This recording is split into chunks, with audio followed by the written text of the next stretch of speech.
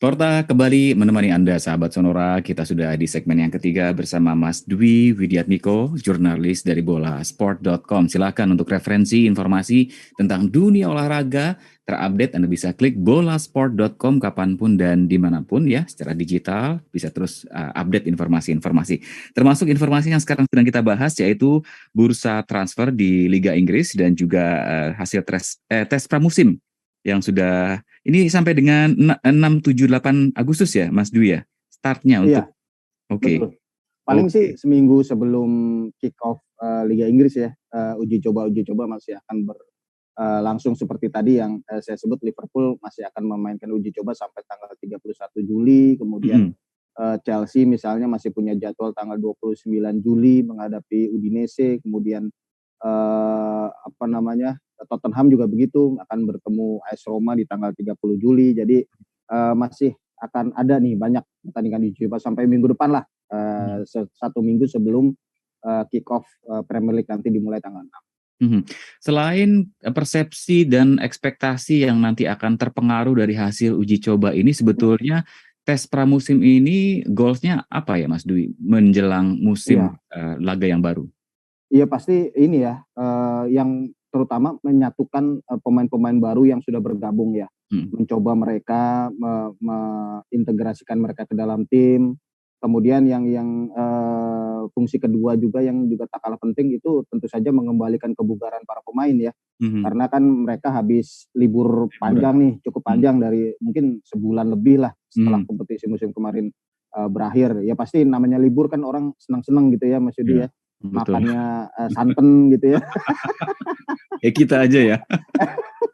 Ya Oke. pasti perlu dikembalikan kebugarannya, dan salah satu cara terbaik tentu saja adalah langsung mencobanya di pertandingan. Mhm. Jadi pertandingan 90 menit mereka akan ini sih. Mereka mungkin belum rata-rata pemain belum tampil 90 menit, mereka sering diganti gitu ya. Mhm. Tapi paling tidak dengan uji coba itu sangat membantu mengembalikan kebugaran mereka.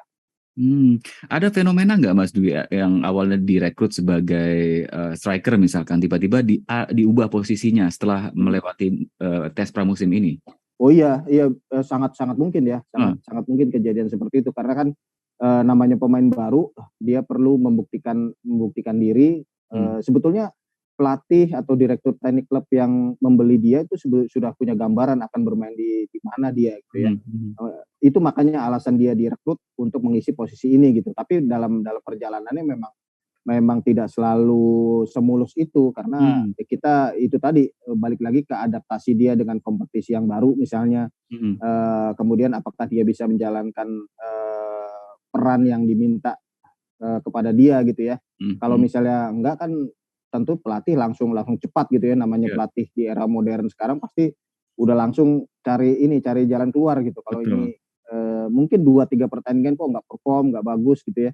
Coba deh dikulik dikit, ditaruh mungkin agak sedikit melebar atau agak sedikit ke dalam atau Mhm. bahkan dari gelandang serang menjadi ujung tombak, itu sangat sangat mungkin terjadi ya. Mhm. Mhm. Mhm. Jadi dilihat terus ya potensi yang paling maksimal Betul. si pemain ini nih ada di mana nih, nanti akan dimaksimalkan Iya, seperti itu. betul betul betul. Kita tadi udah cerita Cristiano Ronaldo yang mahal, yang lain tim klub lain masih Iya iya kayaknya menghindar gitu ya. Nunes juga ada fenomena iya. menarik, dibeli harga tinggi tapi kok belum Belum kelihatan belum gitu ini. ya. Ada nama-nama lain yang apa nih yang menjadi Iya. perhatian juga, Mas Dwi?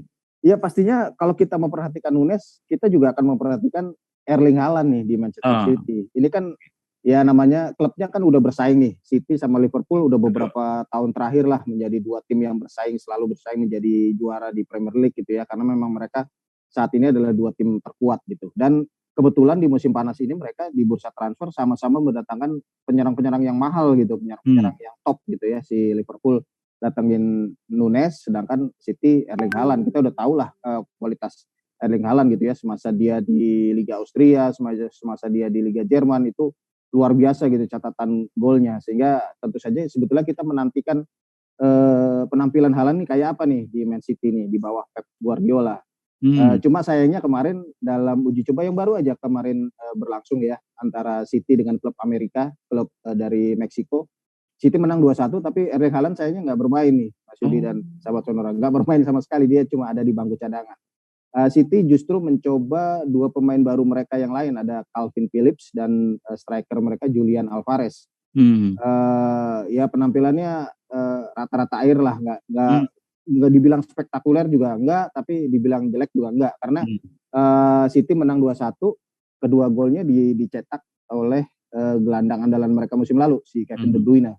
Jadi belum terlalu kelihatan nih peran dari Calvin Phillips dan Julian Alvarez, apalagi si Erling Haaland nih, karena dia cuma diparkir di bangku cadangan. Kayaknya sih belum fit ya. Nah mungkin nanti di uji coba berikutnya City ini masih punya jadwal pertandingan lagi tanggal 23 nanti melawan Bayern Munchen.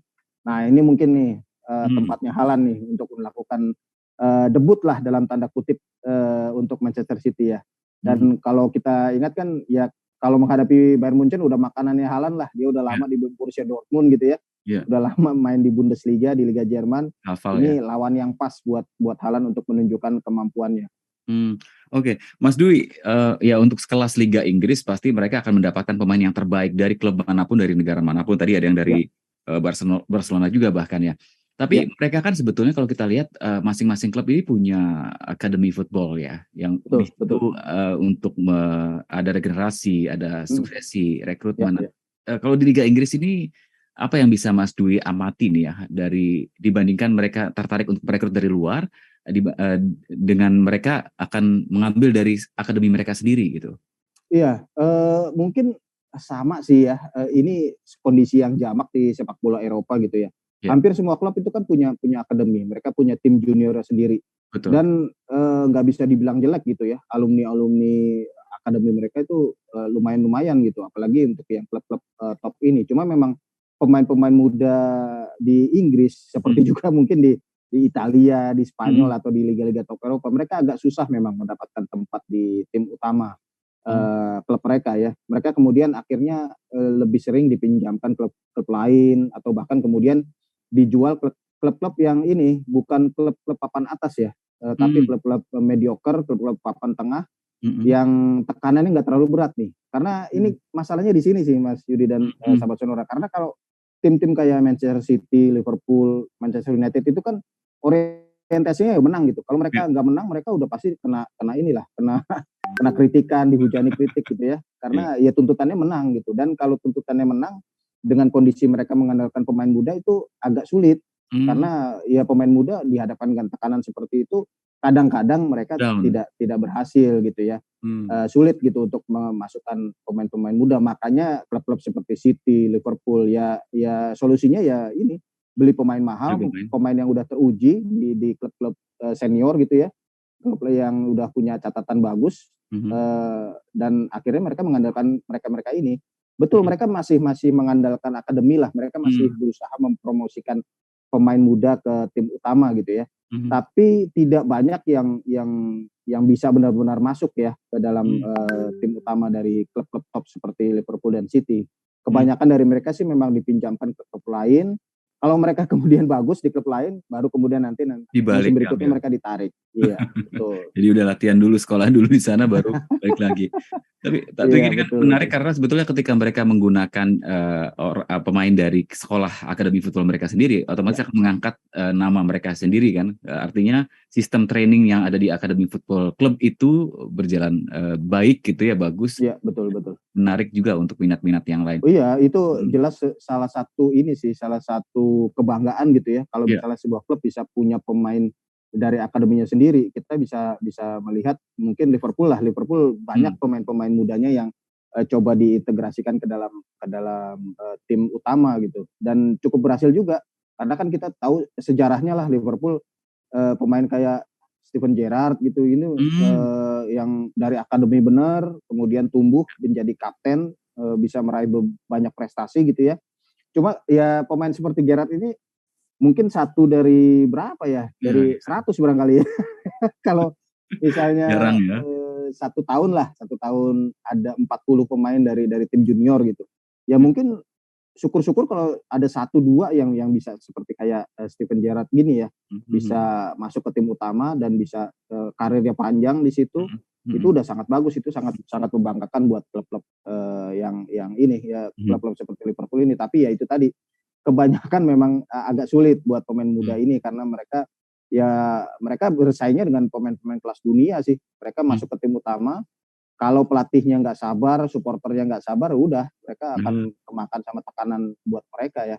Dan itu sulit. Mereka lebih baik main di klub yang tekanannya nggak terlalu besar, klub yang nggak selalu mengejar gelar juara gitu. Tapi yang penting main dulu nih, yang penting main. Mereka semakin banyak main, semakin percaya diri. Siapa tahu nanti setelah semusim dipinjamkan, mereka ditarik pulang lagi oleh klub asli mereka. Tadi menarik saya dengan beberapa penjelasan dari Mas Dwi terkait dengan tekanan. Ya butuh mental yang kuat seorang pemain bermain di Liga Inggris dari negara manapun, baik dari negara Inggris sendiri maupun dari luar ya. Nah, bagaimana kemudian manajemen memastikan mentalnya itu tetap terjaga dengan sehat, tetap positif gitu, tetap semangat, punya spirit. Nanti kita bahas di segmen berikutnya Mas Dwi ya. Ini karena mereka juga harus punya cara untuk memaintain semangat. Yang tadi Nunes juga kita tentu saja ada cara-cara lain untuk meningkatkan performanya selain dengan skill bermainnya seperti itu. Jadi tetap bersama kami di Sporta, sahabat Sonora, bersama Mas Dwi Widiatmiko, jurnalis dari bolasport.com. Terima kasih sudah menonton. Silakan subscribe, like, dan jangan lupa komen di bawah ya Bola Spotter.